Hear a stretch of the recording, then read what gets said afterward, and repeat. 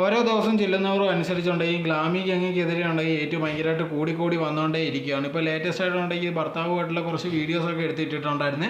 ഇതിട്ടതിന് ശേഷം ഉണ്ടെങ്കിൽ ഒരുപാട് പേര് വന്നിട്ടുണ്ട്, എന്തിനാണ് ഇതേ കണക്ക് ഭയങ്കര റൊമാൻസൊക്കെ കാണിച്ചുകൊണ്ട് വീഡിയോ ഇടുന്നത്, നിങ്ങൾ റൊമാൻസൊക്കെ ഞങ്ങൾ കാണേണ്ട ആവശ്യമൊന്നും ഇല്ലല്ലോ, എന്തിനാണ് ചുമ്മാ ഇതേ കണക്കുള്ള വീഡിയോ ഒക്കെ ഇടുന്നതെന്ന് പറഞ്ഞ് ഭയങ്കരമായിട്ടുള്ള ഒരുപാട് ആൾക്കാർ വന്ന് മെസ്സേജൊക്കെ ഇടുന്നുണ്ടായിരുന്നു. എന്തായിരുന്നാലും ഇപ്പോൾ അവർ ചെയ്യുന്ന ഡെയിലി വ്ളോഗ്സും കാര്യങ്ങളൊക്കെ ഉണ്ട്.